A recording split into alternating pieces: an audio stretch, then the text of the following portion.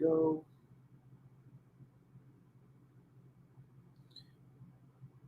Just catch up. Okay, it says all right. Send this out real quick.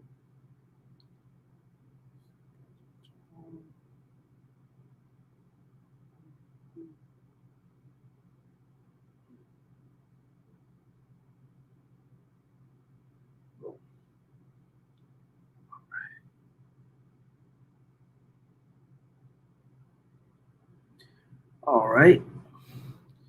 First and foremost, want to say call halal Yahweh by Hashem Yahweh Shah by Hashem Rakah Kodash. Want to send double honors to the apostles and the elders of Great Millstone. Want to send much peace, love, and salutations to you, Akim, out there pushing the word of Yahweh by Hashem Yahweh Shah in sincerity and truth. This is the brother Ariala. As you can see, got the beloved brother Required Kwam here. Well, he was here. I guess he's gonna come back in.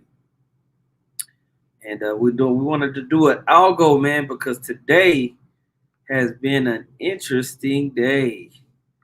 It's a lot going down, baby. It's been a lot going down, multiple fronts all across the world.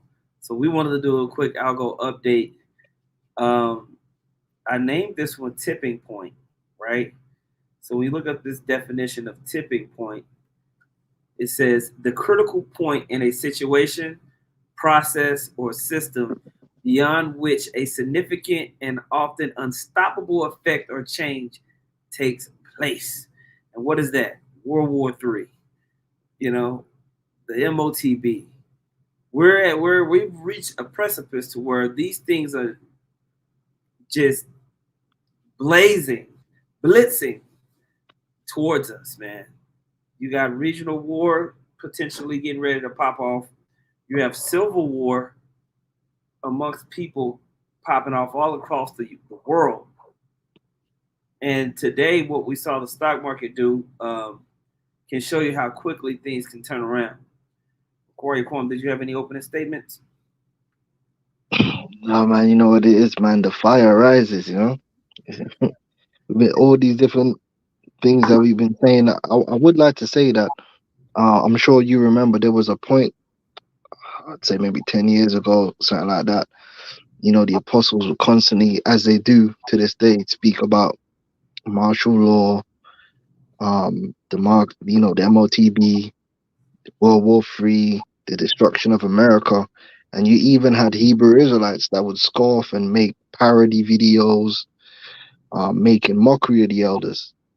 You know, brothers gotta remember that they used to make mockery. They always talking about martial law because it was that much of a joke back then. But if you Yeah, notice, like there ain't too many parody videos today. yeah. A conspiracy theorist is a nut. Remember that? Yeah, Fucking clown. Yeah. but Until but he got smacked by that virus. You know, yeah, showed him. Okay. I want to read yeah. this. I'm sorry. What you about to say? Now I was saying you could see that. You know, I was talking about the camp on Saturday, especially with the MOTB. Like, you know, it's much clearer than it was before. You know, things are really happening. You know, it's manifesting. You know, it's there before us, man. That's why we got to stay locked in. Time, time, absolutely, man. Hey, we got to stay locked in watching these things. I was about to read this Second Ezra chapter 9. This is how we know we're reaching a tipping point. You know, verse 1 it says, and he answered me then and said, measure thou the time diligently in itself, and when thou seest part of the signs past, which I have told thee before, then shalt thou understand that it is the very time wherein the highest will begin to visit the world which he made. Okay, so we're checking the signs of the time. We're seeing what's going on.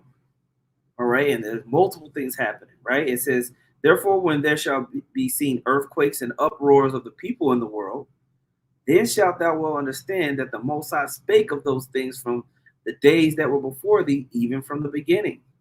We're in the midst of having a record heat wave. We're in the midst of unprecedented hurricane that hit in the Gulf of Mexico. All right. Right now, the southeast is being hit by a hurricane, Category 1. Okay. In the midst of that, you have uproars of the people happening all over Europe and Asia, coming to America soon. These are all signs that the Most High told us to watch out for. Okay, so we're going to see these things continue to ramp up. Verse 4 says, "Then shalt thou well understand that the Most High spake of those things from the days that were before thee, even from the beginning. For it's like as all that is made in the world hath a beginning and an end, the end is manifest.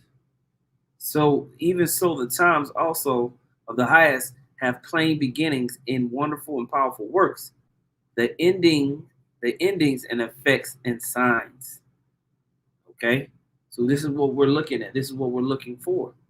And what's the mindset to have? Verse 7 says it, "And everyone that shall be saved, it shall be able to escape by his works and by faith, whereby ye have believed." And these works go within this ministry, blowing the trumpet, repenting, changing your life, confessing the Lord out into the earth. All right, you got to have faith in order to have the enthusiasm to continue to do that through hard times. Okay, these are the things that we see happening and going down. Did you have anything out? No, I can't. We could go forward with it. All right.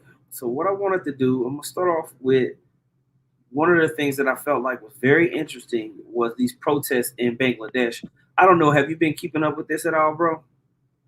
I just seen it, but I haven't actually. I was locked into something else, so I haven't seen the exact details behind it.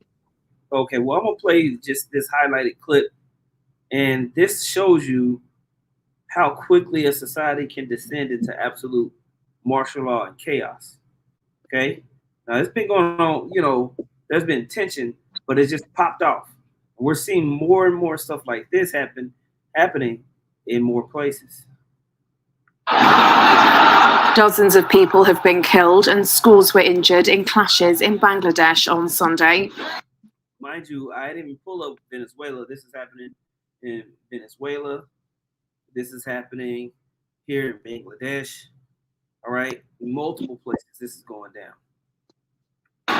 Police fired tear gas and lobbed stun grenades as tens of thousands of protesters took to the streets, calling for Prime Minister Sheikh Hasina to resign. All of the ministers are in hiding. Wait and see how the people will go and surround the Prime Minister's house. If Sheikh Hasina doesn't resign voluntarily, we will take our next step. The Interior Ministry declared an indefinite nationwide curfew starting at 6 p.m. local time on Sunday. It's the first time it has taken such a step during the current protests, which began last month. Now, they put a 6 p.m. curfew. Okay, and also they shut down the internet. This is how quickly things can be shut down. You think they can do this in Bangladesh? They can't do it in the West? Okay, it's going down, man. The unrest is the government's biggest test since deadly protests erupted after Hasina won a fourth straight term in January elections that were boycotted by the main opposition Bangladesh Nationalist Party.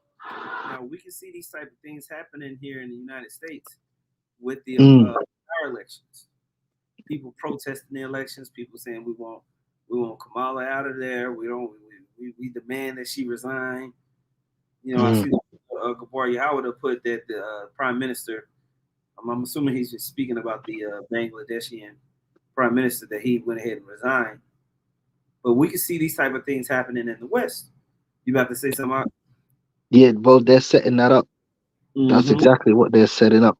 That's what the whole Trump character is all about. And they're heightening the emotion. The last time they said it was stolen from him, right?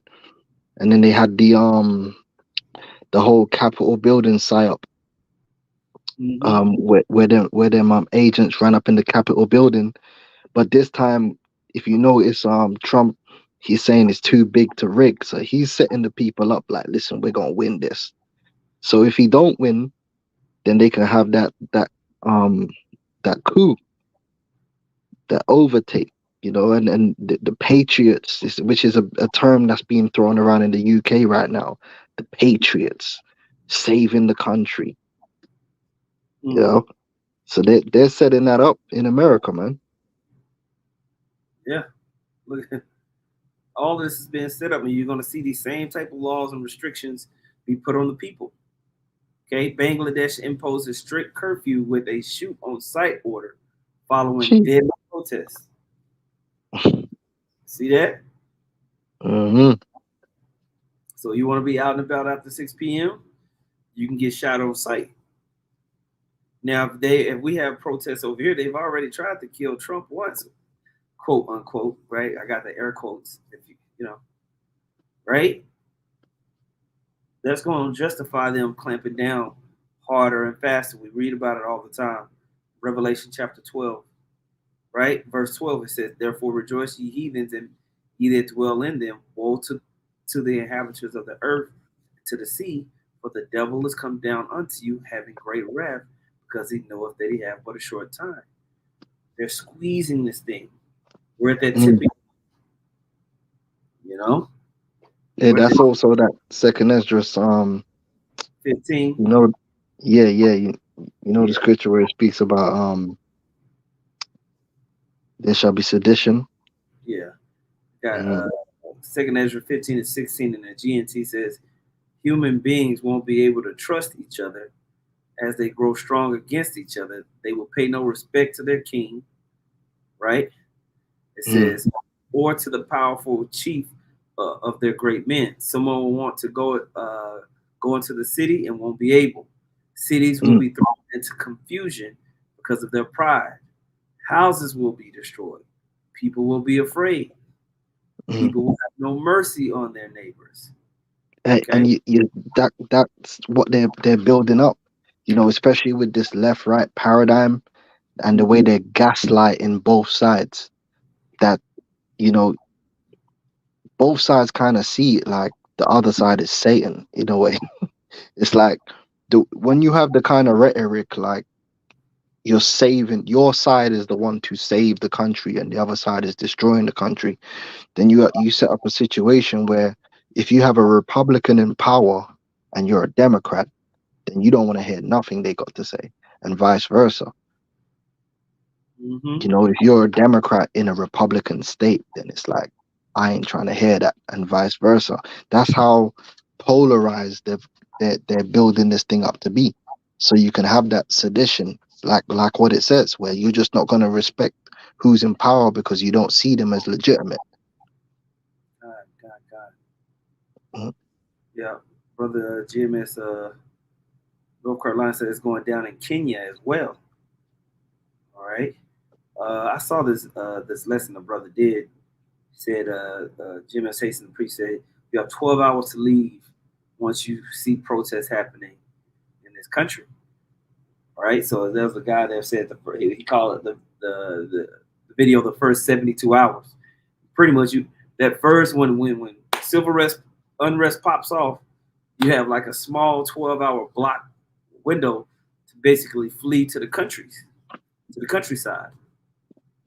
Because if you're in the urban city center, you're gonna be locked in there, man. You're not gonna be able to get out. Mm. They're gonna have these shoot on sight type orders. You know, it's gonna be going down. All right. So this Bangladesh situation is just one of several examples of things that are happening across the U.S. to show you no games is being played. All right. Now the brother also mentioned things that are going down over in Europe, from UK to Spain and other European nations. Yeah, the so-called immigrant crisis. It's been pushed to the boiling point. You got agents on both sides of the argument fueling it, social media, and then you got certain events. Some of them are real, some of them are staged events, which are designed to inflame the emotions. Like over here in the UK, we just had a Rwandan immigrant, but obviously social media turned him into a Muslim and whatever, who supposedly, allegedly, went into some school and attacked 6 little children, little girls, obviously, and he killed 3 of them, and that's pretty much what sparked, the riots that we're seeing happening, beginning with the northern parts of England, which is where it would happen because they're the worst off. The Edomites that live outside London in the north, that's basically like outworld. They're down bad.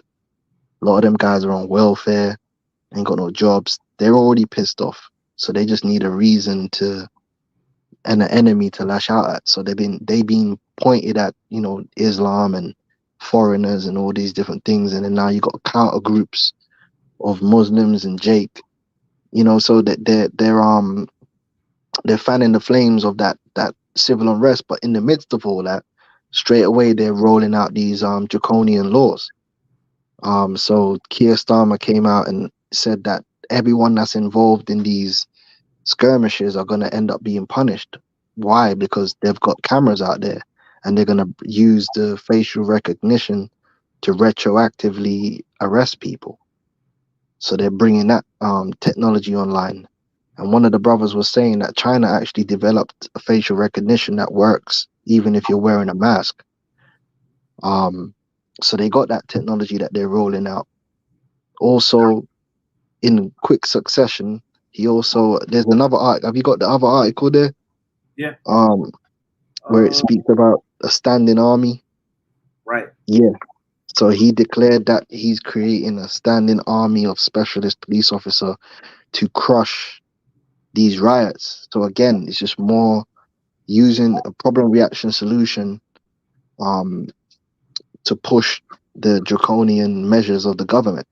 And we're going to see where they're going to go from here. They could stage some more events and add more fuel to the fire. But ultimately, this is where it's headed. It says Starmer creates, this is in the Independent, UK Independent. Starmer creates standing army of specialist police officers to crush far-right thugs. Now, far-right thugs, that's the citizens beating on the immigrants. Yeah, that's them cats that's bugging about immigration and all that. Right. It says Sir Keir Starmer has ordered a new standing army of specialist police officers to be set up to bring an end to the far-right riots, which have broken out across the UK in the last week. The Prime Minister made the move after chairing an emergency Cobra Committee meeting this morning with the Deputy Prime Minister, Angela Rayner. Home Secretary Yvette Cooper, senior officials and leading police officers, including Metropolitan Police Commissioner Sir Mark Rowley. It came as reports suggest that far-right groups intend to target 30 immigration and law centers on Thursday after sharing addresses on the messaging platform Telegram. Yeah, so another thing they're doing, they're also using this to come after social media as well. Yeah. So, and it just shows you that ultimately Esau is trying to come after everybody. He don't care. He'll use the left or the right. It doesn't matter to bring in the draconian laws that he's ultimately going to apply to everyone. So yeah, it's definitely spooky right now. And you mentioned the Cobra meeting. That's a civil contingencies council right there. So most of the martial law, that's where it's gonna come from. The Cobra committee. Okay. Yeah, and I see brothers posting. We talked about the facial recognition stuff because I know here in Dallas, the Cowboy Stadium is going to have facial recognition, And you had made that point about China. Brother posted China's facial recognition can nearly identify everyone in a crowd of up to 30 people within a second.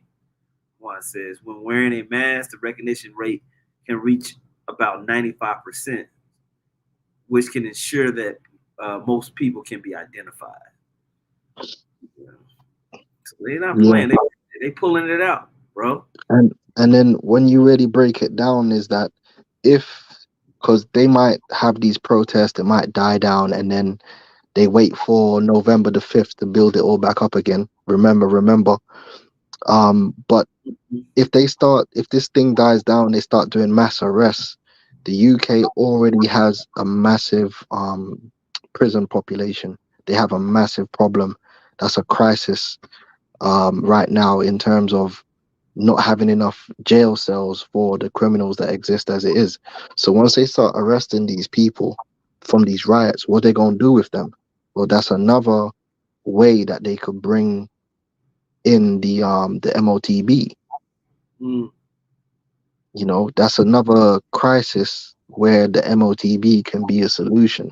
Because instead of giving these people jail sentences, you give them a chip so they can be tracked and controlled and monitored. You know. Sure. And by the way, that whole facial recognition is also linked in with the digital ID as well, Right. which is part of the MOTB system. You know, if you've been watching the algorithm, you'd know that the digital ID is a pivotal infrastructure to do with the MOTB. Mm-hmm. Mm-hmm. So going back to this article, real quick, it says Miss Cooper pledged that the far right thugs, they're making sure to call them thugs, huh? Face a reckoning. Oh, strong language. With nearly 400 people arrested after far right violence swept across the country over the weekend. The meeting took place as the first cases of alleged rioters were heard in emergency sessions of court, with the accused as young as 14 and one sobbing as he faced justice. So, The Judge Dredd, man. yeah. So, that's just showing you they're not playing around, right? Mm. They coming down with great wrath, knowing that they have but a short time. Okay. Did you want more on this article? Yeah, so like I said, yeah, it's a live facial recognition shall usher in the digital ID, which is again part of the agenda, the national ID system, which is a digital ID system, which goes hand in hand with the MOTB. Right. So this goes right along with what we read about in Revelation, the 13th chapter and 14th chapter, and how they going to be able to implement that with their technology. Okay. So now this back to Starmer's live facial recognition plan would usher in national ID, campaigners say. All right. Says civil liberties campaigners have said that a proposal made by Keir Starmer on Thursday to expand the use of live facial recognition technology would amount to the effective introduction of a national ID card system based on people's faces. Silky Carlo, the director of Big Brother Watch, said it was ironic the new prime minister was suggesting a greater use of the facial matching on the same day that an EU-wide law largely banning real-time surveillance technology came into force. See that? And you know what? You know what that reminds me of? If you look up, there's a film called Imposter. It's a 2001 film. I don't know if you've seen it. If brothers ain't seen it, you gotta check that film out. I don't want to give away spoilers because there's a twist at the end. But in that film, you got a human population. They're being attacked by aliens, right? So these aliens, they can pose as humans or whatever the case may be. And in that film, every human has a chip. Oh, wow. and the chip has your identity on it. And there's a point in the film where, when they're walking through the street, they're like little, what I call it, monitors. And as you walk past the monitor, it picks up your chip, it scans you, and it puts your face and your information up on the monitor. And I believe they got something like that in China at the moment as well. So you could go check that film out. It's called Imposter 2001. So it pretty much shows you the MOTB system in that film in terms of security and tracking, which is one of the reasons why they're going to propose the MOTB for purposes of security. You know? So, yeah. These little things like this is how they gradually lead up to it. That's why I pulled this up here in Isaiah, the 10th chapter. First verse, it says, "Woe unto them that decree unrighteous decrees, and that write grievousness which they have prescribed." Like a lot of this stuff, it's a prescription. It's something that's already written. It's a part of their plan that they've been wanting to use for a while now. It's been in their mind, and they just need the right type of events and mischief to get it done. We always talk about problem, reaction, solution. Well, we did an algorithm that talked about popularism, talking about nationalism, versus the collectivism of the liberals. So, and then the popularism of the conservatives, and how now whenever you see Trump and all the other, people who are supposed to be aligned with him, whether it's the president of Argentina, whoever, they're always talking about borders. They're always talking about making sure that we're going to make America great again, making sure the national interests are at the top, not globalist interests. And so using those two contrasting ideologies, you can create unrest and have laws come out of that they want. You always make the point how Trump is not a threat to the deep state. We're actually getting more deep state laws passed when you have Trump and people like him in office. Yeah, 100%. 100%. Like, cause he what he does is he tickles the fancy of his supporters in certain ways. Like when he said drain the swamp or build a wall. But in reality, for those 4 years he was in office, he forwarded the New World Order agenda. And so now that's why when you see him saying, "Oh, I support Bitcoin and crypto, but I don't support CBDCs," don't believe him. Yeah. Don't believe him. He's gonna do what must be done. Now I listened to that whole speech. Good speech. If you're a crypto holder, you were like, hell yeah, nigga. Yeehaw. It was very bullish sounding, right? But within it, he said, upon being elected, one of the first things I'm gonna do is get 100 people. We're gonna get 100 people from your community. Really smart people you are, really smart. And we're gonna establish regulations that make it better for you. And then, and so it's a loaded statement. It's totally gonna be something that's not better for you. It's gonna be, okay, this is out of hand. We need these type of regulations. And it's gonna be basically something leading you into a CBDC, Yeah. You like my Trump impersonation, bro? Yeah, I can't do it like that, man. That shit was excellent, man. Really, really smart people. But yeah, it's gonna just be setting everybody up for the next stage of the MOT. This is what we're seeing. We're at the tipping point. We're at the place where things are just gonna start rocking and rolling. All right. I want to play this real quick, just to show you they've been pushing this for a minute. All right. The year is 2022, a terrible year for U.S. immigration. The worst year yet. Yet worse is yet to come. The U.S. border is at a breaking point. 2.3 million desperate people trying to get through. 600,000 successfully evading the authorities and sneaking in.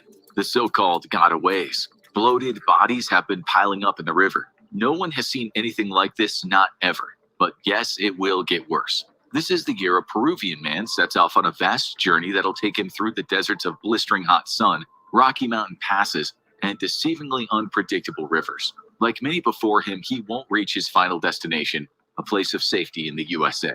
For many foreigners, the search for the American dream has become an American nightmare. Today, we'll try to understand why millions of people a year, in fact, are prepared to take what you'll see as a very, very high risk. A risk that's becoming an increasingly worrying predicament for the US government and sections of the US population. Never in the country's history have people seen anything like what's happening at present with the southern border immigration. When US Border Patrol agents came across... Now, it's not just the southern border. You got people coming in from Canada, just going right through Canada and coming straight into the United States. You got people coming from the north and the south. And this is not only happening in the United States. This is happening in France, Spain, Germany. It's happening all across the West, to the point to where you have these Edomites saying, why y'all all trying to come to the European states? It's because we're better than you. Your country's shit, and we need to get rid of you.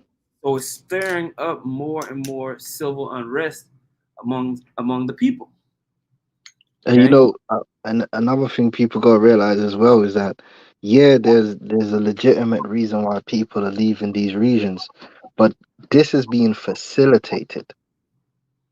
Right. This exodus of people into the United States of America is being facilitated by the elites. They are funding it because there's these so-called gangs and organizations that are involved to help these people. Even the governments, a lot of these governments are allowing these people to travel up through their country through specific corridors up into America.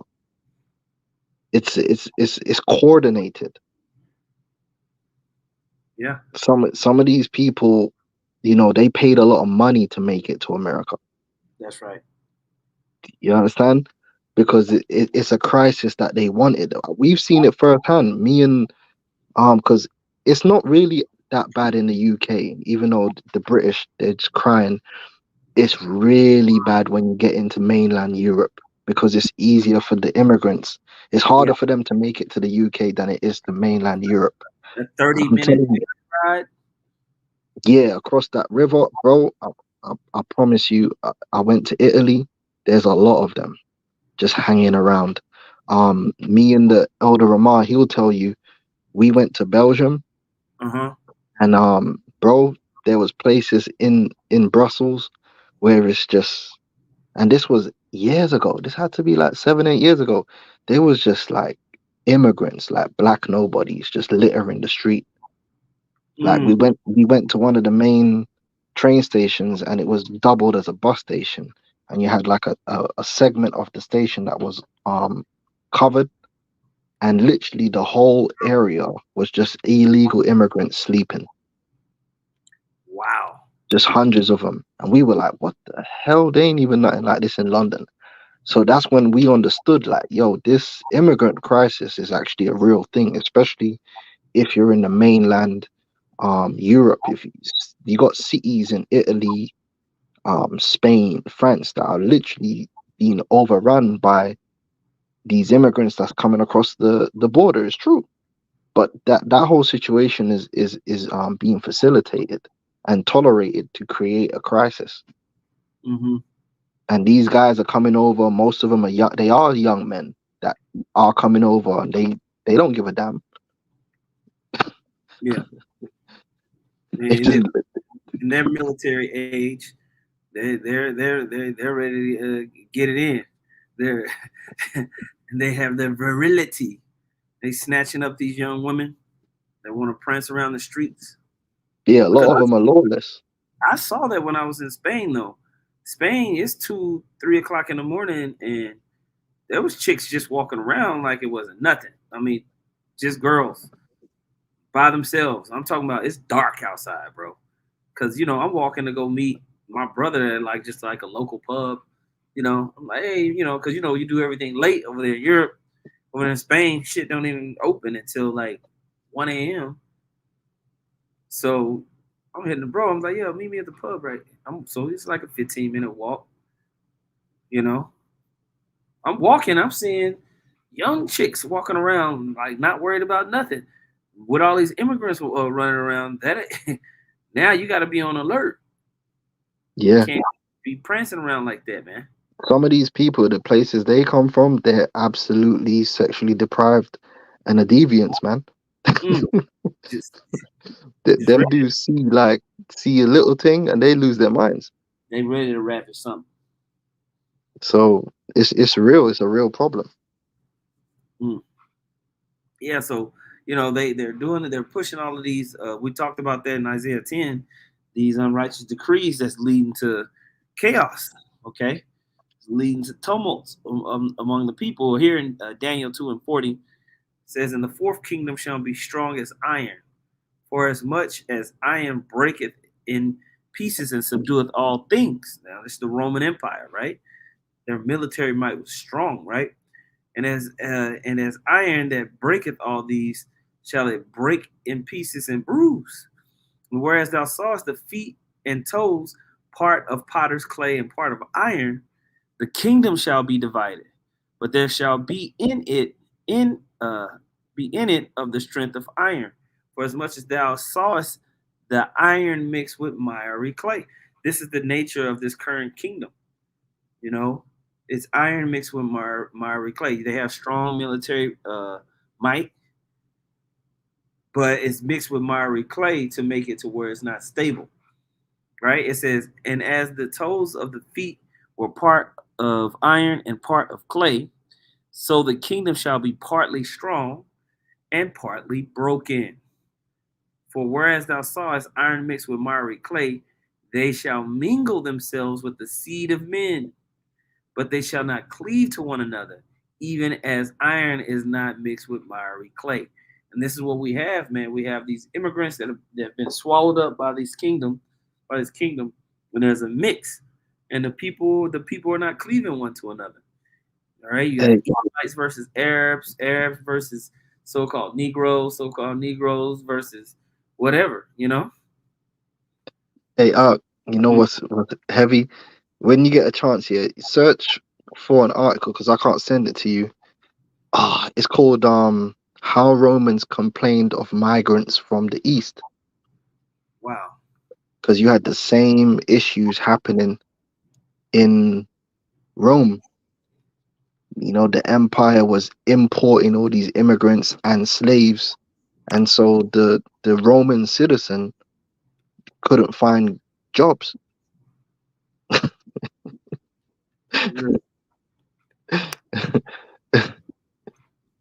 uh Let me see if I could get, yeah, there's Yeah. articles on it, you In know. the is it in the Times? Yeah, the Times. I don't know if you'd be able to pick it up, but there's another one. Well, you had basically Trump had did this press conference with black journalists at a black journalist convention, and basically you saw it where she kind of started coming at him, and he was immediately saying, "Man, I'm doing what's right for black people. They look at the immigration; they're taking your jobs. You know." Yep. And then immediately they're like, "Which jobs are our jobs?" It's not gonna let you read it, is it?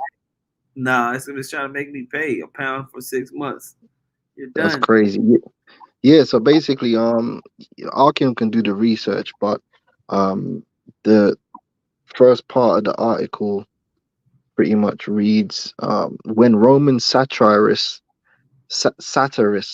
complained of effete and sycophantic Greeks and Syrians overrunning their city, taking all the best jobs and seducing their wives, they may have been partly correct, science suggests. So this actually recorded in history in Roman media that they were complaining about immigrants and slaves. Look at that. Ain't nothing new under the sun, man. So it's the same thing all over again because, yeah, it benefited the elites of Rome, but the average everyday citizen of Rome was pushed out by these immigrants and these slaves. God. And that was just before the fall of Rome. And that was just before Rome went down. Yeah, that's why they started handing out the bread and circus, because of the unemployment of the citizens. The slaves didn't get bread and circus because they were slaves. It was the citizens that needed the bread and circus because they were unemployed. God. So when you see them importing in immigrants, and then on top of that, exporting the jobs to cheap labor slaves elsewhere, it's the same issue. You know, going back to the UK had a strong industrial base in the north. So you had the mines, and then you had industries like steel and stuff like that.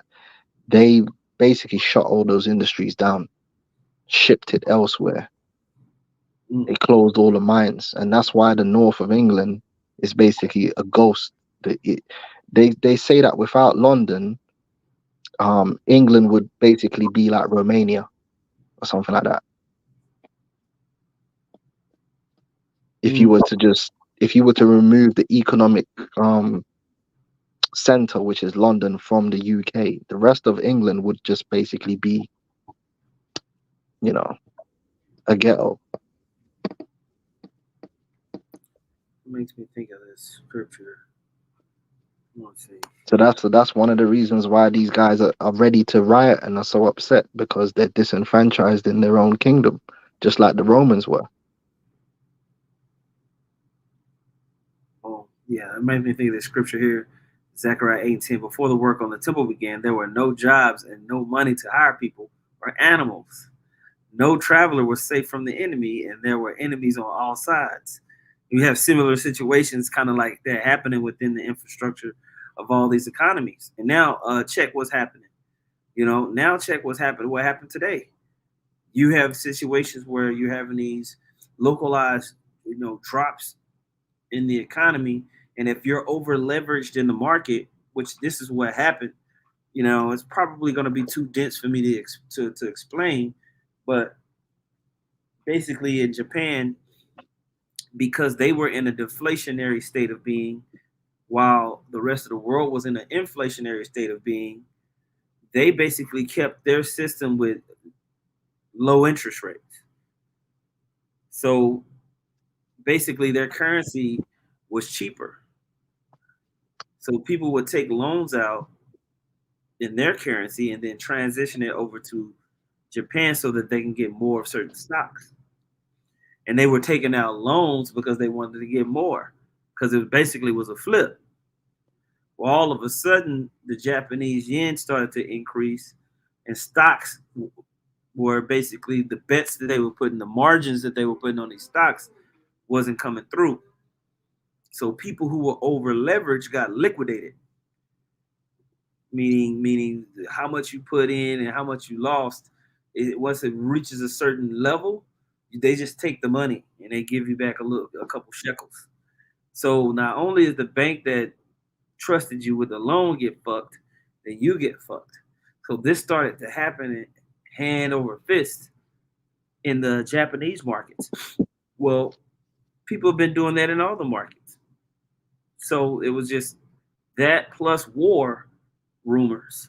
It's a nice little mix for a local crash. Now, is this going to be the crash of the economy completely? I don't know, but it's definitely a place where they can use it to put some things in place if they want to, if it keeps going. Okay, later on tonight we'll see what happens with the Japanese markets. It's definitely leading up to the election. Oh yeah, it's definitely leading up to election 1,000%. Okay.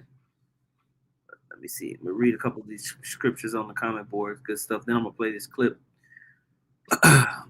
Brother GMS North Carolina put Matthew 10:34. Think not that I'm come to send peace on earth. I came not to send peace, but a sword. So the Lord is coming to divide this place and redeem his elect. Everybody else is going to be kung fu fighting, right?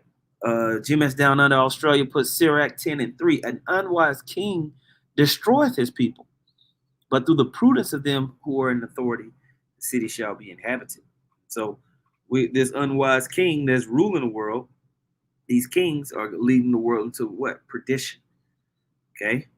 Ephesians 5:15, see that you walk circumspectly, not as fools, but as wise, redeeming the time because the days are evil. That's right. And that's why we're here. That's why we're doing these videos. That's why brothers are doing all of these lessons to redeem the time. We opened up with 2nd Ezra, the 9th chapter, which speaks the same thing. Measure the time diligently in itself. Okay. 2nd Ezra 5:10, and shall be sought of many, and yet not be found. Then shall unrighteousness and incontinency be multiplied upon the earth. Man, and this is what we're seeing. More and more massive chaos. And today with this market crash, is doing nothing but instigate these type of feelings and mindset. I'm going to play just a small bit of this. This is the BBC where News. traders may want to put on their hard hats. That's because US markets picked up where Japan left off, and the global stock market intensifies as the sell-off continues. There are two things that do seem to be driving it. Friday's disappointment about how few jobs the US economy added in January, and Japan's decision to increase interest rates last week. Well, as you can see, the US markets have opened sharply low. Yeah, so they had to stop from the deflationary trend and negative interest rates.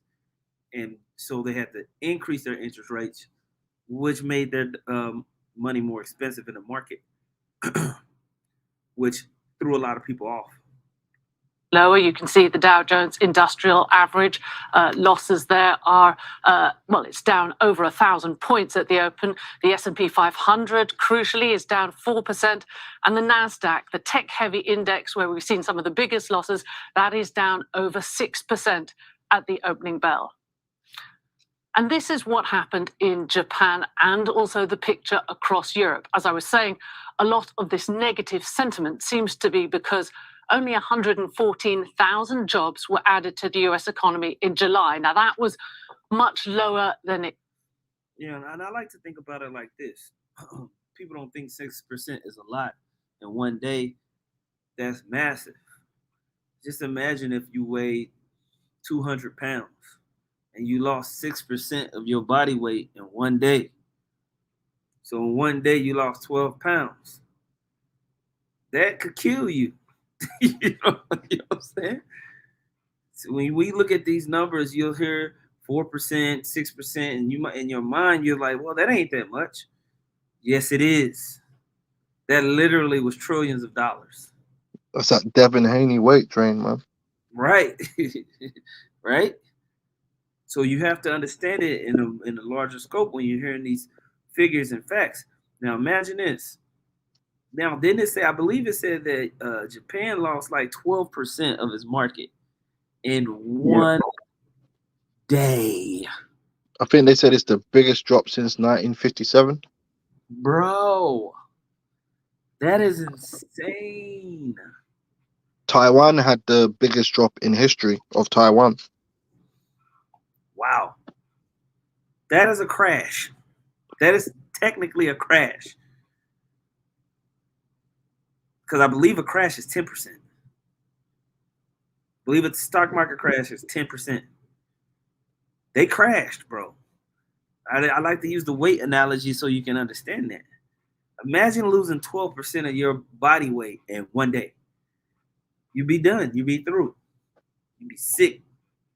You'll be needing stimulus. They got to put the IVs in you. You know? That's what the market needed. It's going to need, because if right now, I wouldn't be wanting to touch Japanese anything. I'll be trying to clear out all of my accounts, because something dropping 10%, get out. So I would not be surprised if they started to slip deeper today, and there's going to have to be some type of global emergency done that's going to reverberate towards all the markets. Because where they're heading with it is they have these central banks have their traditional methods of controlling the markets and controlling the economy. But remember, they want a new method. And that new method is the MOTB system. So they have to exhaust all these old, outdated methods and still fail. It's all by design. So they're going to try and cut this point, cut this interest rate, do this, do that. But in the end, it's all going to crash anyway. And so they're going to say, oh, well, we're living in a new world. We got to bring in a new system in order to control the economy better. We got AI and we got CBDCs. So this could never happen again. It's all by design. Yeah. We read these scriptures and then we watch it. We read these scriptures and we watch it happen right before our face. This is what they're doing. Micah 2:1, woe to them that devise iniquity. They devise iniquity. They plan it. Right? They're crafty. They're planning iniquity right before our face and just plan it out like a script. Right? You will own nothing. They told you that. You will be happy. They're just going on down the script. Right? But it's really the Heavenly Father script. But that's why we say we're at a tipping point right now. Things are moving quickly. Woe to them that devise iniquity and work evil upon their beds, places where you think, folk, right? When the morning is light, they practice it because it is in the power of their hand. And they covet fields and take them by violence, and houses and take them away. So they oppress a man and his house, even a man and his heritage. Okay? These plans are moving forward. Okay? Where was I at? Yeah, right here. Look at this. Expected. And that raised fears that the world's biggest economy is slowing. And you're seeing that rippling across those markets, which we were just showing you around the world. Now, on Wednesday, Japan's central bank increased the cost of borrowing, with its main interest rate going to around 0.25%, which is the highest in 15 years. As a result, September 18th is one day many people are looking to. That's when the US... Bro, you see this? See how, fragile this market is? It's just inflated with debt and funny money, and any little small movements here or there can tip it off the scales. Now, Powell has been holding U.S. interest rates. The Fed has been holding the interest rates, but as you can see, things are not going very well for the Biden administration, for the Fed. Sentiment across the United States is down. If they want to push things forward, what they'll do is they'll lower interest rates early before the election and see if they can get some positive sentiment back into the markets before the elections. Or they'll hold it more and just proceed with chaos. We're going to see. Who knows? US Federal Reserve will make its latest interest rate decision, and investors are wondering if they will cut the cost of borrowing enough to stimulate the economy. Katie Kaminsky is Chief Research Strategist at the investment firm Alpha Simplex and joins us from Boston. Katie, what is going on with the markets? At this point, can you say this is a rational fear or is it irrational? This is a very good question, but it definitely looks very much like the market is experiencing a recession trade, risk-off behavior. And we have to remember that the market has been priced for a Goldilocks type scenario, a situation where tighter rates and tighter policy doesn't have strong economic consequences. As a result, we're starting to see people come to terms with, or at least have a trigger point that maybe that's not the case. And as a result, a lot of people are trying to take profit on high valuations. I mean, let's talk about, for example, NVIDIA's share price. It's down, 10%? That was right before the opening bell rang.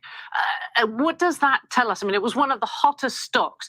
Did things become overpriced and now this is just people sort of retreating, or do you think it is a sign that there is really more danger in the economy than people had previously anticipated?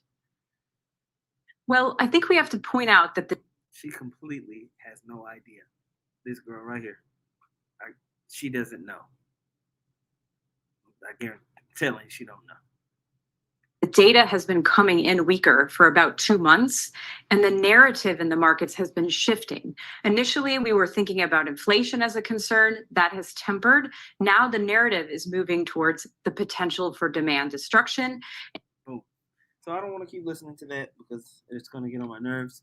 The whole point of it is that there's turmoil being brewed in these markets from what's happening with leverage trading, margin call, however you want to call it, bond markets, along with interest rates. And then the fact that we're about to possibly see war. And that always freaks everybody out. So people start to pull profits and have cash on hand. Okay? This is what people do. Did you have anything required, Kwame? Well, I don't know if he's busy. Anyway, we'll read this real quick because I was actually going to pull the scripture. The water for posting this. Yeah. Did you have anything? Yeah, I was gonna just reiterate. Everything is tied in with the MOTB, man. Like with this current monetary system, they will destroy it to bring in a new system. So we're just seeing that, and Lord willing, man, it happens sooner rather than later. Man, hell, Lord willing for sure, man. I know y'all. It's gonna mess a lot of people up, and people that won't know how to handle it, but they're gonna have the solution. Yes, sir. Yes, sir. I mean, this has been the year of the conspiracy theorists, huh? Alex Jones is up right now. The insider, yeah. Yes. All right, GMS down under Australia put Ecclesiastes 12:3. In the day when the keepers of the house shall tremble, and the strong men shall bow themselves, and the grinders cease because they are few, and those that look out of the windows be darkened, right? So we're going to see people get cut off. And a lot of that's going to be happening because of technology, AI, and everything like that. But then what happens when there's true civil unrest? Do you think a lot of people are going to work in Bangladesh right now, Venezuela right now? All right. These places where you can get your head bashed in if you're out past a certain time. That's how we're going to see a lot of this stuff shut down as well. Right? Verse 4 says, and the door shall be shut in the streets when the sound of the grinding is low. He shall rise up at the voice of the bird, and all the daughters of music shall be brought low. So we're going to see these type of things. We're watching it. Ramp up, ramp up, ramp up, ramp up, ramp up. Okay? Oh, man. Says World War III within 5 years. Somebody put that. So hopefully within 5 months, man. Yeah. Listen, it's the third world coming quickly, man. Hey, I just found an article. We probably ain't got the time, but it basically says CBDCs can help central banks tame inflation, and I was just quickly reading it, and these NGOs basically saying what we've been saying. That it's we know inflation has been a major problem, and so one of the solutions to the problem of inflation in the system is just to implement a CBDC. I'll just read at the bottom of this article. I'll just read what it says.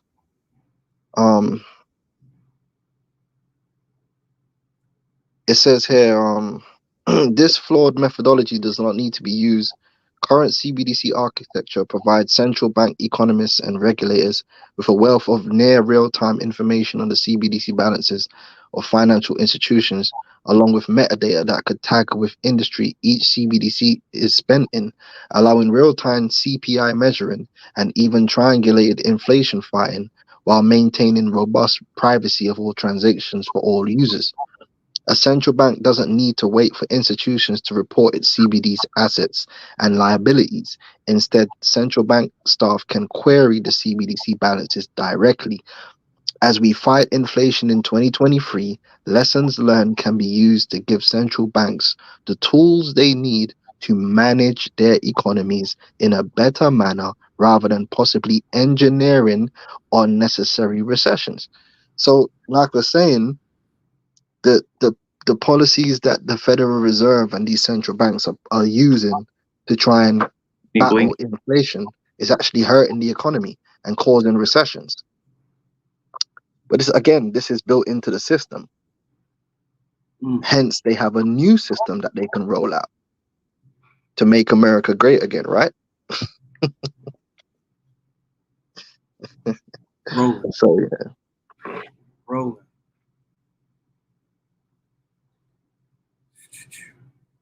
All right. Brothers are putting up good scriptures, man. I want to play this. This is something that Mike just sent into the chat. I want to read this real quick before I get that. I was going to read this. Revelation chapter 11, verse 14. The second woe is past, and behold, the third woe cometh quickly. And we know those woes represent great wars and times of peril. We've had two great wars, what they've considered World War I, World War II. Now we're looking for that third woe, and it is descending quickly, okay? And you know that scripture that says Damascus shall be a ruinous heap. All of these things are coming, right? So I should have pulled up a map.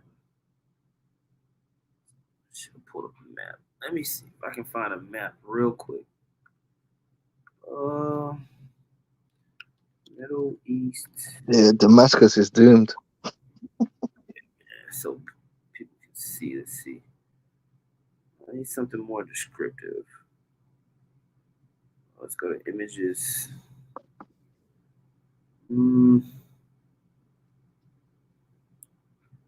Turkey.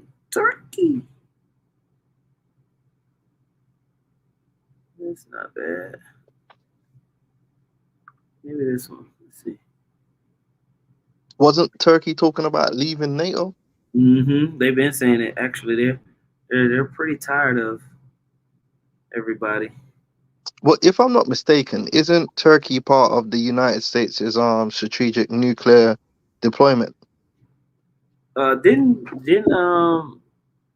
Trump stop that? Oh, did he move the nukes from Turkey? I believe so, but I could be wrong. I will have to go and check that. Okay, so check this out. Now, when you want to talk about the Valley of Jehoshaphat down over here, let's look at this whole area where we're starting to see. That's why we call it a regional conflict, because you have the state of Israel and you have Palestine at war. Now, when you zoom in, you see Beirut. Beirut is the capital of Lebanon. All right. This is where you have Hamas. Sorry, Hezbollah. Hezbollah. Hamas is in Palestine. Okay. Over here, you see Iran. Now they were in Tehran when they got that explosion that went off, right? Yeah, Khan. Right. And so basically they are saying that some bombs were already planted in the building months before. That's crazy. Ambassadors and everybody got there, and they were remotely set off, and they're blaming the state of Israel, which I don't believe the state of Israel has denied doing it. That's terrorism, isn't it? 1,000%. Okay, so in order for Iran to actually do something, they will have to coordinate strikes from their military bases, which they can come up, they can shoot from the Persian Gulf, they can shoot from sites that they have there in Iran itself. I believe they have positions in the Caspian Sea. I could be wrong. Okay. And then they have their allies in Lebanon, in Palestine, and also in Syria. They also, when you go down here, Iran, down here more, I believe, towards the southern border here, the Houthi rebels are in Yemen. This is how they're able to disrupt marine movement up through the Red Sea that the state of Israel wants. I hope that makes sense for everybody so you can kind of get an idea of what we're looking at as far as them being able to execute these things. Okay, so now Russia is in Iran helping them coordinate potential strikes on the state of Israel. Okay, and it is being reported that we're anyway from 24 to 72 hours away from them sending out retaliatory strikes on the state of Israel. How true or false that is, I don't know. We just gonna have to find out. Somebody can get the scripture wars and rumors of wars. So that's what we're seeing. That's what we're having. All right, wars and rumors of wars. Okay, but we do know that that third woe cometh quickly. Did you have any statements or anything you wanted to say before I call? I'm going to do this. All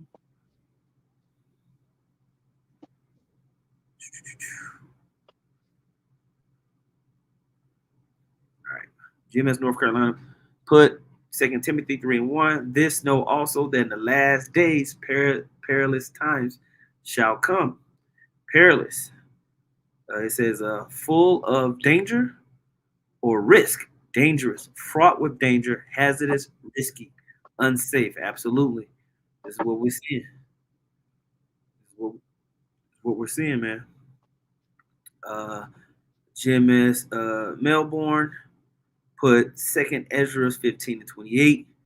Behold, in horrible vision and appearance thereof from the east, where the nations of the dragons of Arabia shall come out with many chariots, and the multitude of them shall be carried as the wind upon earth, that all they which hear them may fear. And so we're going to see these regional Arab nations come to fight. Okay, it says may fear and tremble. Okay, he puts them on with the Carmenians.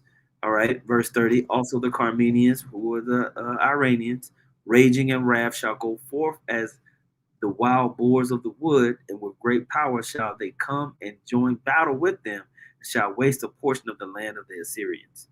That's right. So we're gonna see a lot of this happening, man. We're just getting started, and it's great.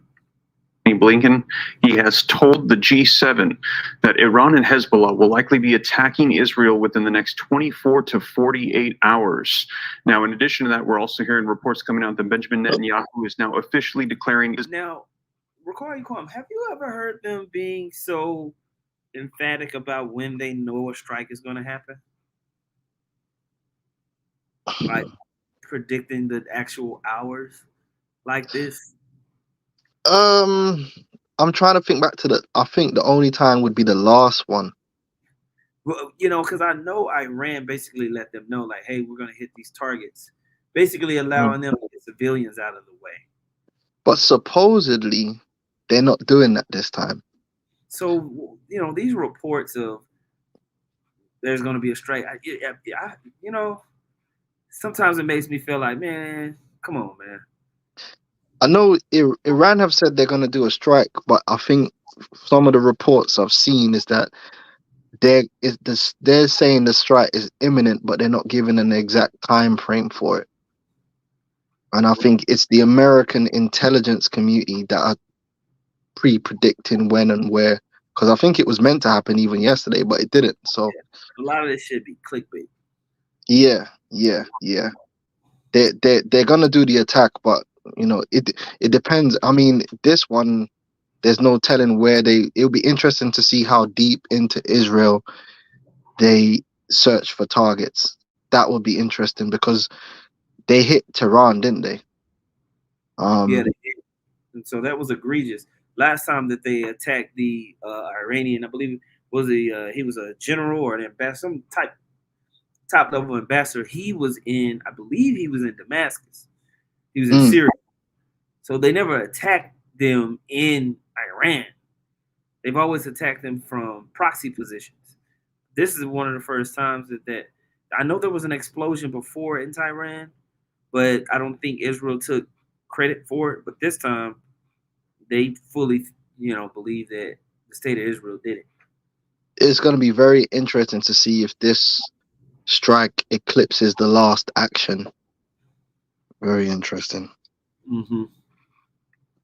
Israel is in a state of war against Iran's axis of evil. They are in a multi-front, multi-arena war against Iran and the axis of evil. And we had heard these warnings coming out. It's funny how they're trying to call this the axis of evil. You saw the little propaganda like that with their words. And don't you find it interesting as well? We were speaking about what's happening with the immigrants in the UK and in Europe. At the same time, it's a very anti-Islamic element to it, which is being pushed by, Zionist shills like Tommy Robinson and these guys. Yeah. So it's funny that that's also happening at the same time that Israel is kind of poking at Iran. Yeah. It's kind of like setting the stage for like, yeah, they're the problem, not us, kind of thing. Yeah. Even with the attempted assassination of Trump, during the live streams, they were saying, "Oh, we're getting reports that he may have been coordinating with some Iranians, or Iran might be involved somehow with this potential assassination or future potential assassinations." It's like they're always throwing Iran in there, and there's no evidence that ever really is shown or presented. You know what I'm saying?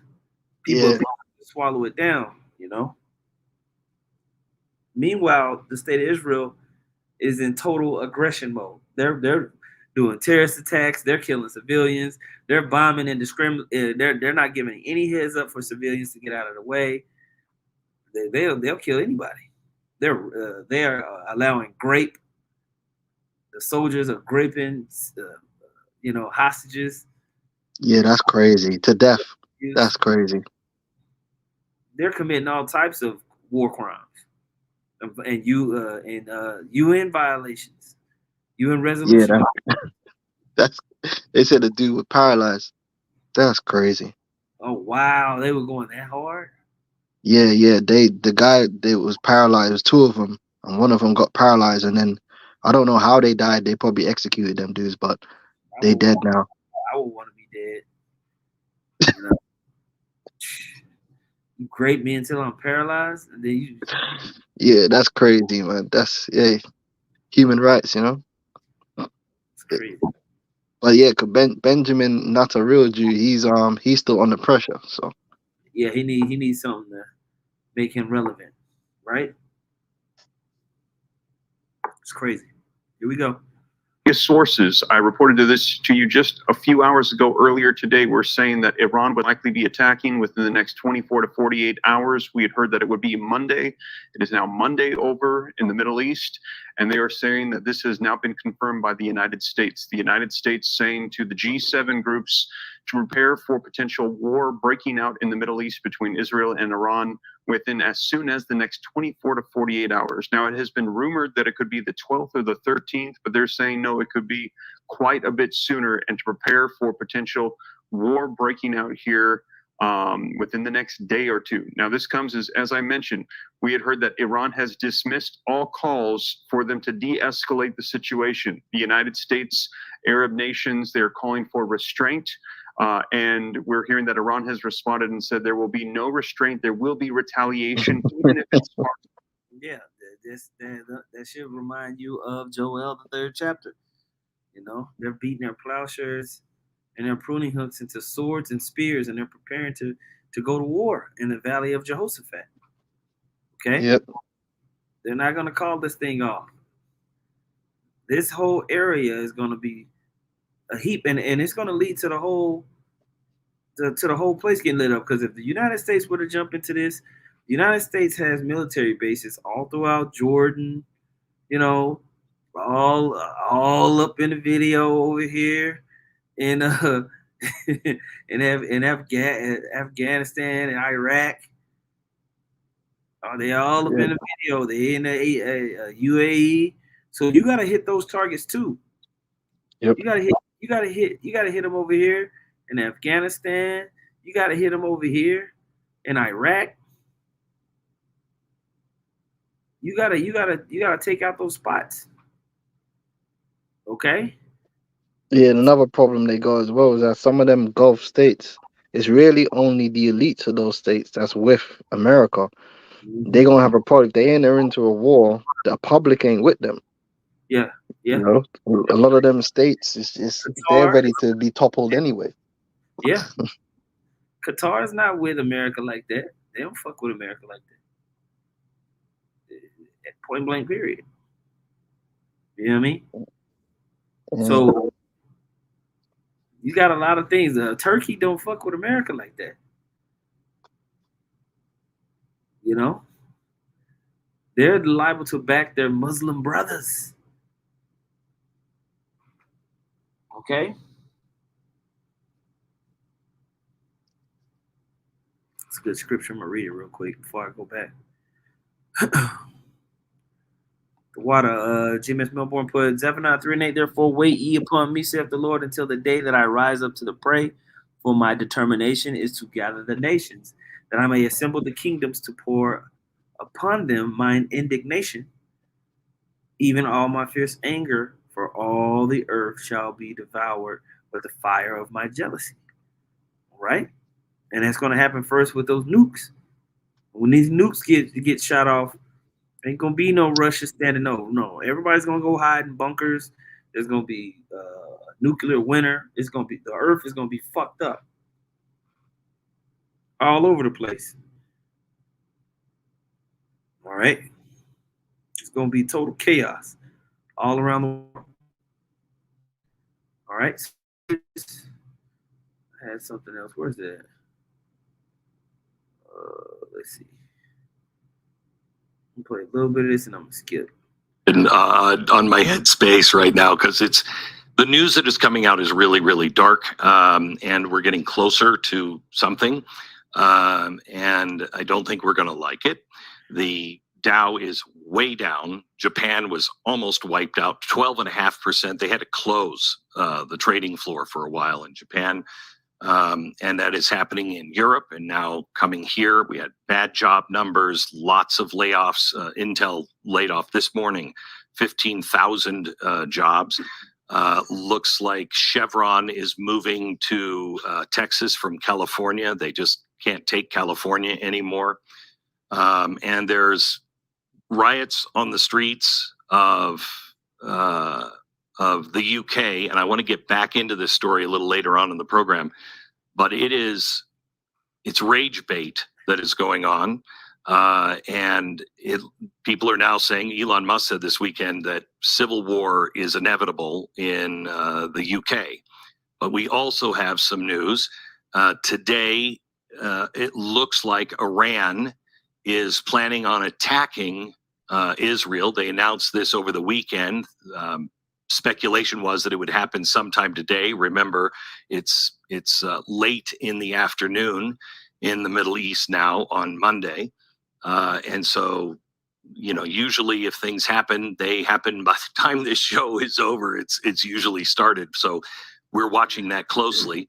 Jason Buttrill is with us. He is our chief researcher, also head of watching over all global affairs on the program when it comes to war.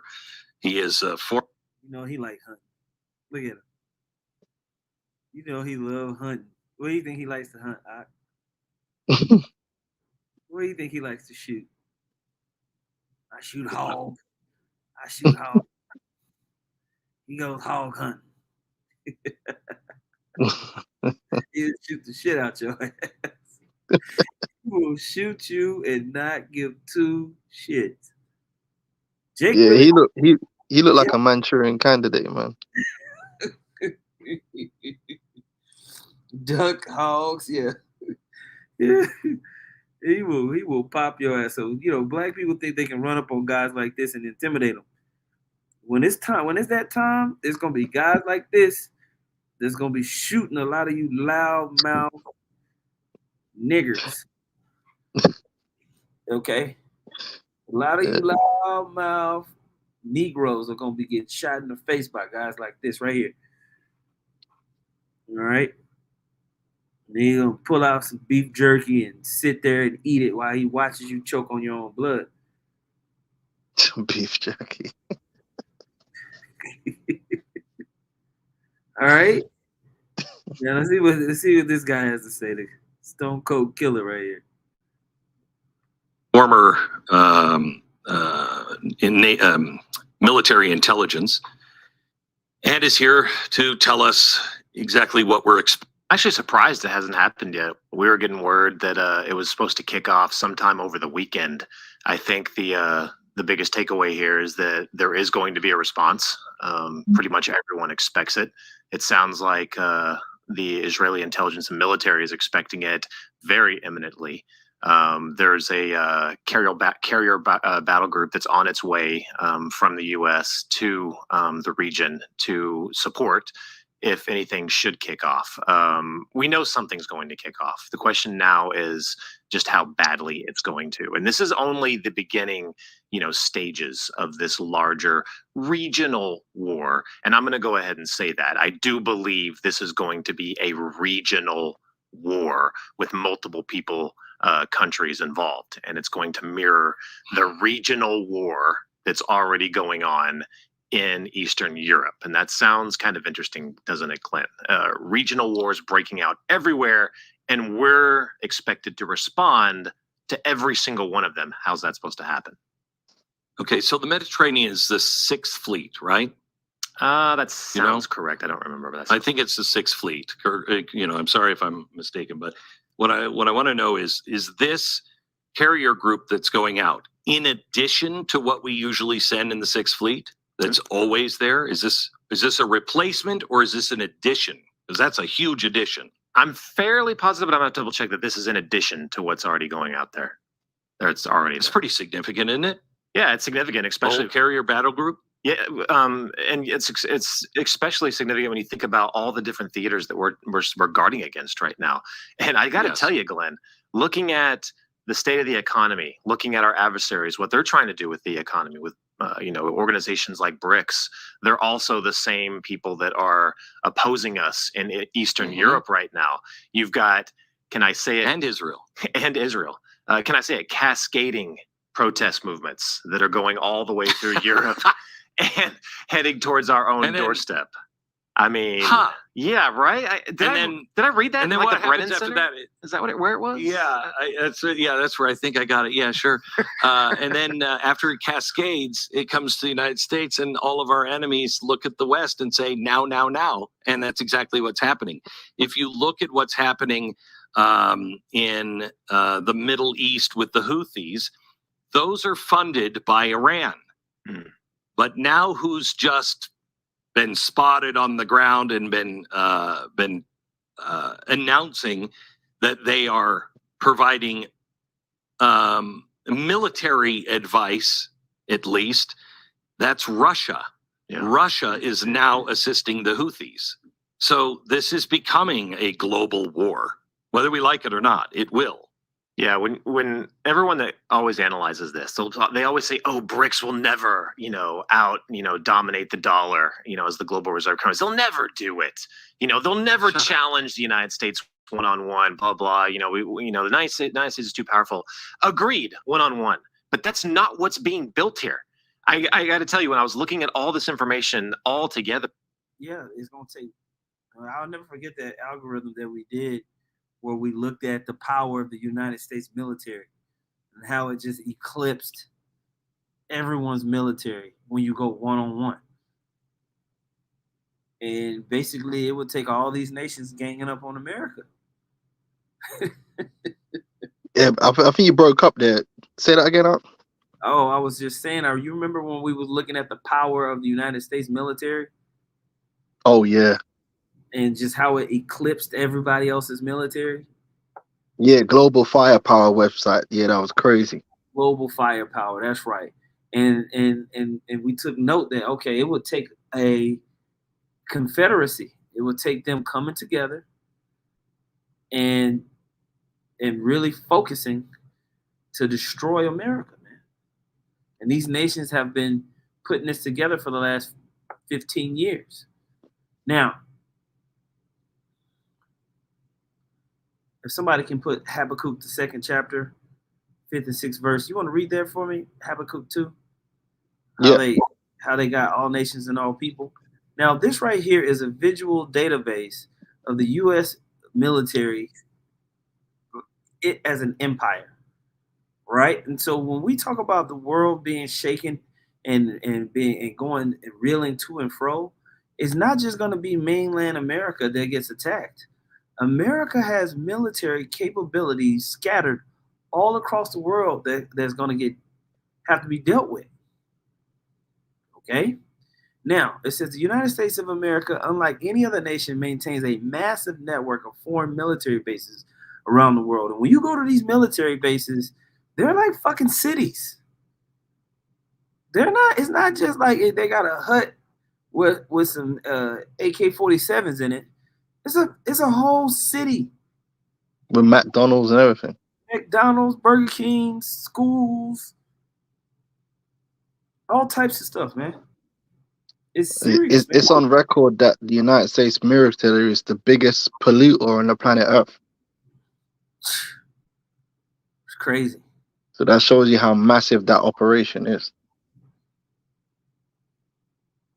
Okay? It's crazy, man. All right, so it says... Do you want me to read that scripture? Yes, Baba Kusha. Start at verse 5. Yeah, Habakkuk... Yeah, Habakkuk 2 and 4.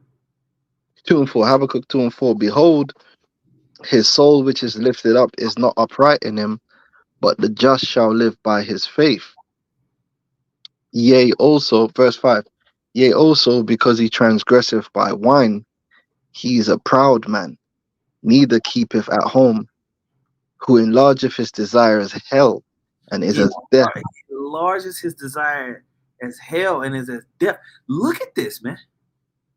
Look at all these goddamn military bases that the United States have spread across the fucking world, man. He's as hell, man.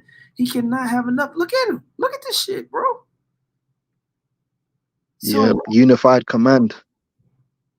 These areas and these targets all around the world are going to have to get hit if you actually want to make a dent in this thing. Damn. So what you think is going to happen to Europe? Look at that. What do you think is going to happen to these spots, bro? It's going to be these nations. It's going to be pummeling. Oh, ain't going to be no Russia standing around during nuclear winter. No. Everything is going to be fucked. War of attrition. Okay? When these missiles get shot, everything is going to be decimated horrifically. We're going to have to come back with spiritual power to fix this shit. Okay? Yeah, that's why the scripture says woe unto the world, man. Because it's you know, they have the unified command, which means they have a command center. They split the whole world up into a military command center. AFCOM, PACCOM, EUCOM.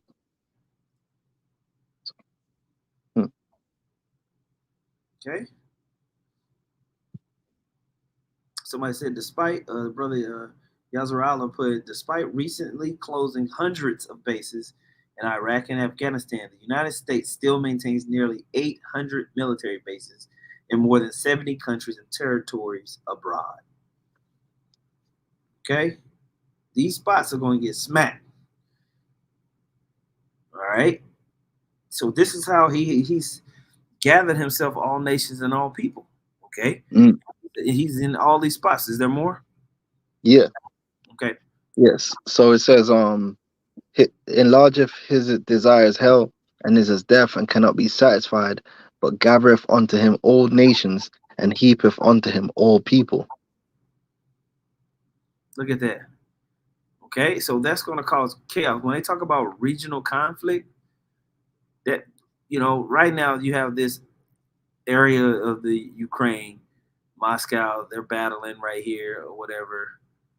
But one mishap and it can leak out. World War III can pop off so easy, man. So easy, bro. Look how surrounded Iran is. Look how surrounded they I are. got another precept for you real quick. The Revelation 17:1, it says that there came one of the 7 angels which had the 7 vials, and talked with me, saying, Come unto me, come hither, I will shew unto thee the judgment of the great whore that sitteth upon many waters. Mm-hmm. That's all these peoples and kingdoms of the earth, man. They sit on many waters. Look at this. This is a relentless pursuit for domination. You understand? Sometimes you gotta visualize it. You know what I mean? Is there more?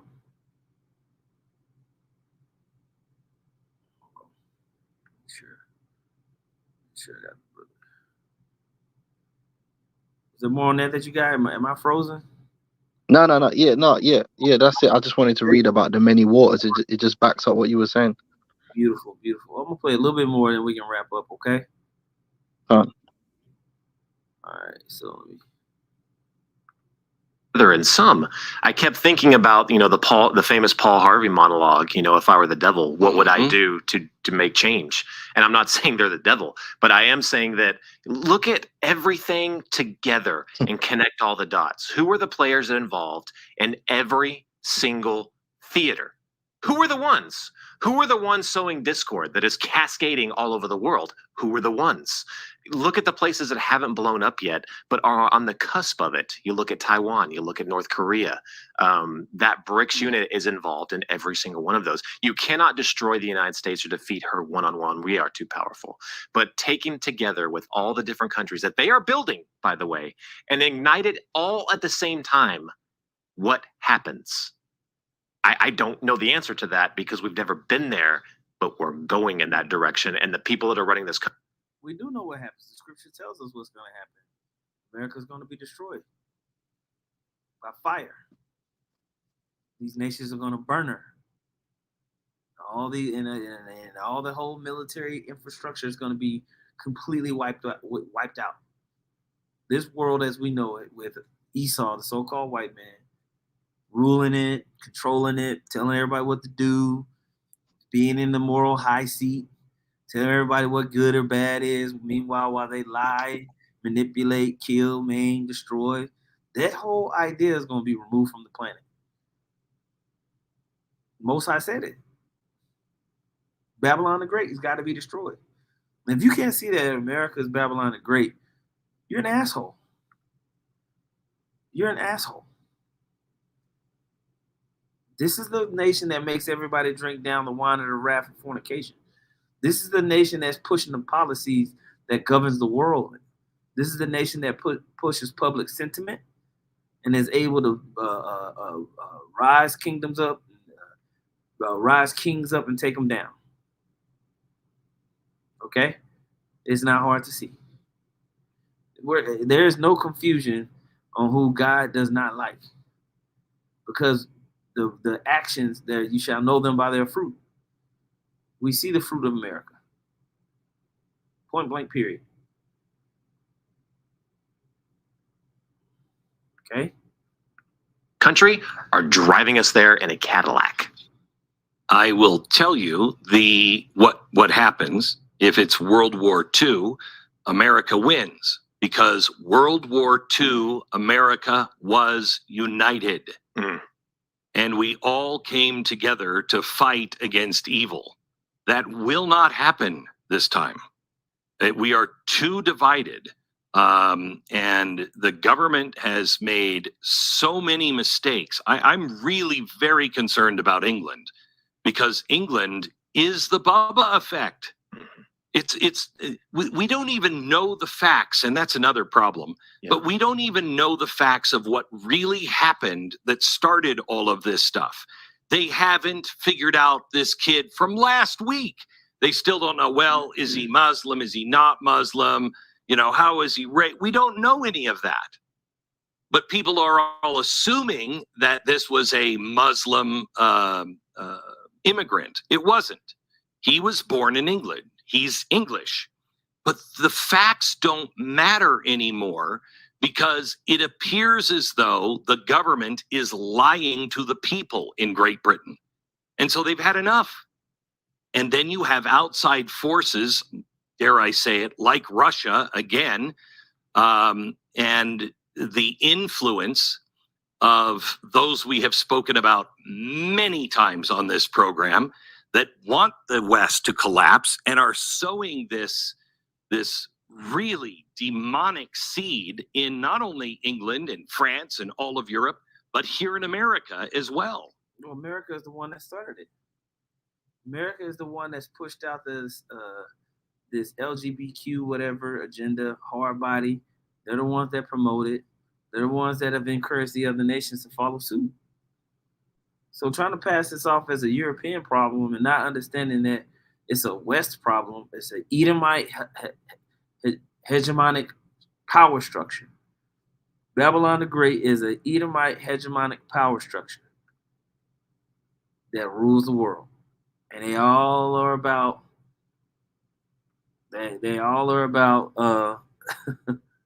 promoting wickedness, man. All right.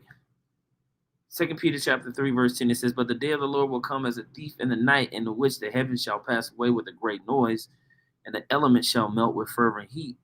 And the earth also," right? It says, what do you put? "And the earth also, and the things that are therein shall be burnt up." Okay. Let's see. Shall be dissolved. Let's see. You didn't put the whole thing. It's all good. "Seeing then that all these things shall be dissolved, what manner of person ought ye to be in all holy conversation and godliness?" Okay. Now, we always read this in Revelation 17, talking about the 10 horn nations. Revelation 17:16, "And the 10 horns which thou sawest upon the beast, these shall hate the whore, and shall make her desolate and naked, and shall eat her flesh, and burn her with fire." Okay, fire. So yeah, not only are we going to see these Russia, China, Iran, Syria, Turkey come up against America, you're going to see people within the EU, within NATO, they're going to burn America with fire as well. Oh snap, we got a special guest. Shalom, shalom, elder. Shalom, Yahabashim Yashab Bashim Rachakudash Brakatham. Shalom, yo, man.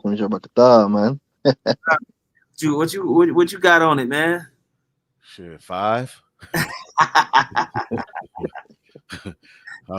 Interesting times, man. Interesting times. Absolutely. I'm a little discombobulated. I just finished a little workout and rushing to get in here, but I'm gonna listen in, and if I got something to say, Lord will, Yeah. So basically, we've been just touching on several things that's been going on geopolitically. We touched on the riots that was going on in the UK and over in other nations like Bangladesh, where they're actually having civil war, but not civil war, but they've come up against the administration and basically kicked out the prime minister. Yeah, now you got the same thing going on in Venezuela, where you had the president got reelected, and they're saying they want him up out of there. So people are rioting right now in Venezuela. Well, in the midst of all that, they're putting in all types of draconian laws. Curfews at 6 p.m., shoot on sight orders. The UK is implementing facial recognition technology to be able to locate people that have caused troubles, rioters. Okay. Amongst all of that, you're having a worldwide economic stock crash, right? That is going to bring all types more uncertainty into the market and for people. Now, how bad that's going to get, we don't know. They be doing this every 4 or 5 years. There's a crash. I believe like clockwork, we had the one in 2008. And then there was another kind of mini one. I want to say in 2010, 2011. Then we had one in 2016, 17. Then we had the COVID. And now we got this one. Right. And so we have all of these things happening. And then on top of that, what we currently have been talking about is this potential war, regional war that can pop off over here in the state of Israel with Iran. So they're always gathered together for some type of mischief. Now I was going to read that in Psalms 140 and continue on this point, but it's getting spicy out here, you know. Yes, sir. I'm to the point to where I tend not to even do an algorithm unless I feel like it's spicy. Okay. And now it says this in Psalms 140:1. It says, "Deliver me, O Lord, from the evil man. Preserve me from the violent man, which imagine mischiefs in their heart. Continually are they gathered together for war." Now, when you have a military construct like this, you have to be continually gathered together for war. Look at it. This is crazy. Like, seeing it on this map really just brings it out to me. These motherfuckers, man, are they're insane. Okay? They're insane. Look at all these military bases. Continually are they gathered together for war. This is the violent man. If you don't think that's who it is, you just tripping. That's him. What's with that sword? That's that sword. That's that iron mixed with miry clay. Okay? That's going to be his greatest pride and his greatest destruction. His sword. Scripture says that he's going to lay a snare for himself. Right? Verse 3 says, "They have sharpened their tongues like a serpent. Adder's poison is under their lips. Selah. Keep me, O Lord, Yahweh Shem Yahushua, from the hands of the wicked. Preserve me from the violent men who have purpose to overthrow my goings." Okay? So this is what's happened, man. This is what we're seeing. Right. And we're going headlong into the most cataclysmic event in the history of the world, the third woe. Point blank, period. Can't get around it. Do you have anything required, Kwame? No, bro, you said it, man. That's what it's gonna be. I can't wait, man, for when them first missiles start flying, man. We're gonna be watching eagerly. All this week is spooky, man. Yeah. Yeah, and it really, I was watching that video that you did, Elder Yashwamba, on the Paris Olympic ceremony. Yeah. And since that time, where they basically declared for destruction and death. Yeah. It's kind of like they threw a ceremony to kind of get things popped off. It's been event after event after event. Yeah, that was some type of left-hand ritual to usher in, a part of everything that they're trying to do and ushering in this new world, man. Mm-hmm. And it seems like ever since we threw up those curses on Babylon too, Event after event after event after event, and you could tell that Esau, Edom, they know that they have but a short time. It's clear, Right. It's just really preparing itself. I wanted to read this one more scripture at least. I wanted to get that in Isaiah 47. Stand now in thy enchantments. Yeah. Let's see. Isaiah 47. What verse you want me to start at?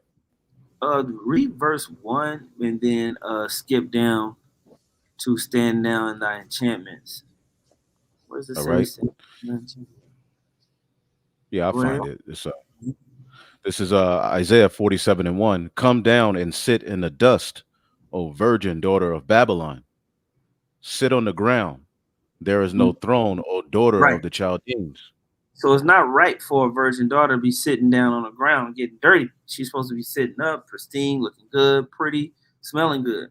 So this is allegorical to somebody in a great position being brought down. All right. And this is what's going to happen to America. And this is why these guys, when you listen to them, it still hasn't hit these guys the peril that America's in. They think that they're going to be able to heal Babylon.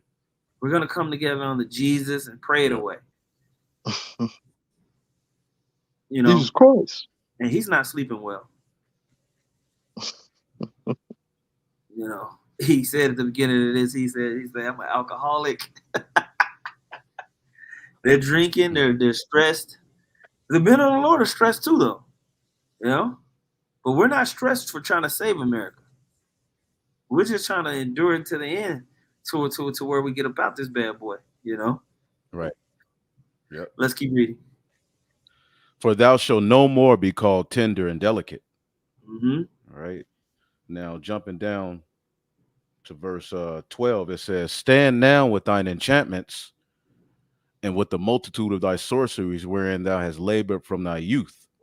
Boom. So ever since back, man, since they got into power, but before then, they've been using left-hand power. Now, if you read, you know, in the book of Genesis and you read in Exodus, you see that there's left-hand power, and it's real. They have their magicians and warlocks, and they can try to conjure up energy and power from that. And they've been used to doing that. So the scripture says, okay, stand now with your, let's see if it works this time. So they did this whole ritual in front of the whole world because, you know, they had billions of people watching that Olympics. So that was a powerful seance that they put on. Right. That was a powerful seance when you have billions of people joining in on it, low key. Okay. Yep. And they're saying, okay, we got enough energy to get this thing going. You about to say something, Elder? They do it under the guise of entertainment. You know, that's how they're able to make it seem innocent or like it's really not that serious. But we know what the Greco-Roman, we know the image of the beast is ultimately what that whole thing was rooted in. You know, a lot of people, when they think of the image of the beast, they're thinking, you know, a lot of Israelites, they teach that garbage that is just a picture of white Jesus sitting there. Nah, it's an actual energy. It's a way, it's a vibration that's anti-Messiah that goes against the will of Yahweh Bashim Yahushai, you know, and they're boldly declaring that this is the religion we're getting ready to establish in the earth. Man. And they're dead ass about it too. Dead serious. Now, that's why we got to be dead serious about uplifting Yahweh Bashim Yahushai. Right. Man. What was you saying, Not? Nah, I said, Khan, man. They had a nigga nutsack out in the damn in the ritual. And yeah. It's crazy. Yeah. They ain't had no shame. They ain't care. They ain't care. They got mad at people for getting upset. Yep. Nasty motherfucker. Okay, let's keep reading on that. Right. So stand now with thine enchantments, Isaiah 47:12, and with the multitude of thy sorceries, wherein thou hast labored from thy youth. If so be, thou shalt be able to profit. If so be, thou mayest prevail. If so be, you gonna prevail, but it ain't gonna be that way. Right. You know. You about to say something? Verse 13. Thou art wearied in the multitude of thy counsels. Now they have all different types of counsels. We talk about it. All the brothers go over how constantly they're coming to watching the news is a low level counsel. Okay, and so then it goes all the way up into the WEF, Trilateral Commission councils, the basic parliamentary councils that they have in the different regions around the world. Okay, but then you have the higher ups, where it's just the main banking families. Okay. Right. Now they go off on some island, bring some celebrities to entertain them, some little boys, some little girls, and just do dark magic, man. They're worried in the multitude of their councils to try to produce the outcome that they want. They think that they're going to be able to trick up the Heavenly Father. Okay. Yep. Yeah, that word wearied in the Hebrew is la'ah. It says to be weary, to be impatient. See, they moving and it's getting sloppy now. Be grieved, be offended. They're offended at the uprising of Jacob. Right? To be tired of something, to weary oneself. They're worried in the multitude of their count. They're trying to get this 2025, 2030 mission completed. They want that MOTV. They're moving fast. That's why we read Revelation, the 12th chapter. Yep. All right? They know if they have but a short time. They're weary, however you say it. Yep. Both. Shit. Mm-hmm. Yep. It says, let now the astrologers, the stargazers, the monthly prognosticators stand up and save thee from these things that shall come upon thee. Yeah. Let's see if these guys can get you out of it. And you know, we live in this age where it seems like these things are just was in the ancient times. No, they have these same warlocks and magicians doing these things today. That's why they move on certain dates and in certain alignments with the stars. They move at certain times in the month when certain energy levels and vibrations are open. They're keen to do these things. Yep. And you have it on the left hand side, but you also have it on the right hand side as well. Okay. Yeah, because I always give the example, you know, on the islands, you get these you know, all them bad boys. A lot of them are into the obia, you know, so they go to the obia man or the obia woman, and they oil them up and they give them a little talisman, little guard ring, and it works. You know, they be out there and police is shooting at them, seeing all 5 of them, all kind of crazy shit. But it only works until it don't work. You know, when the Most High cut that off, they end up getting shot 20 times and dying. You know, the same thing's gonna happen for America, man. All that witchcraft, just like in Egypt, you know, with the Magi's, it worked until it didn't work, and that was it. Straight up. Yep. And the Lord has allowed it to work to a point where they think that they good. Like it says in one scripture, thou hast thought that I was altogether one like unto thyself, because the Lord has allowed this man to win on that witchcraft. You know, but now that truth is out, things are becoming clear as people are catching them left and right through the spirit of truth being put out there. It's evident what he's doing. You know, and how is he gonna, you know, how is he gonna separate what he's doing from what's written in the scriptures about the MOTB? He's just gonna have to lose it. He's just gonna have to. All hell is gonna have to break loose. Yeah. Take that L, motherfucker. Yeah, motherfucker. Yeah. Okay. So these are the things that are culminating to where we see the end of Esau's world. We're at the tipping point. We've been at a tipping point, but now it's starting to ring. Okay. Now it's starting to call out and ring. All right. So that was all the news articles that I had. Did y'all have any other news articles that y'all wanted to bring up? Nah, I'm preparing a quick little news and prophecy myself. So okay, let's go. Saving it up. Save up that heat. What about you, Required Kwam? Yeah, no, that's it, man. You know, brothers, just keep watching, man. It's all I can say is it's spooky right now. Even here in the UK, you know what I mean? In London, it's not that deep because, you know, it's a bit different down there. If them Edomites try some of that foolishness, they might end up in the grave. But, you know, up north and that, it's definitely getting spooky, and hopefully it escalates. But we really looking to see what Iran's going to do. That's going to be very enticing. So you brothers stay locked in on the Twitter or whatever it is, and keep your eyes open, because anything can happen these days. So yeah, like I said, if they end up shooting some targets or whatever that are significant, I'll hit you up, and I'll probably go live. If they do it tonight, I'm gonna keep my notifications on. So if they light up, I'll go live and we all watch it and continue to chant down Babylon. You know. That's right. Yeah, man. But the water for you bros jumping on with me, man. Put this up. Lord willing, that was edifying. Did y'all have any other points? Nah, hey, keep throwing up them prayers, keep throwing up them curses. You know, hey, the Lord is hearing our cry. You know, brothers been doing the work, you know, changing our lives, repenting in the midst of all of this wickedness. So don't think the Lord ain't hearing them prayers. Sometimes there's a demon on you. I don't feel like praying. That's Satan.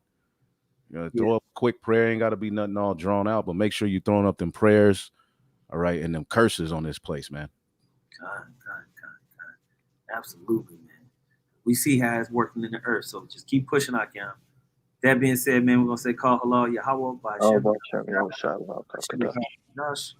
Double honor to the apostles and the elders of Great Millstone. Much peace, love, and salutation to y'all. Cam out there pushing the word of Yahweh Shem Yahushua, sincerity and truth. Shalom. Shalom. Shalom.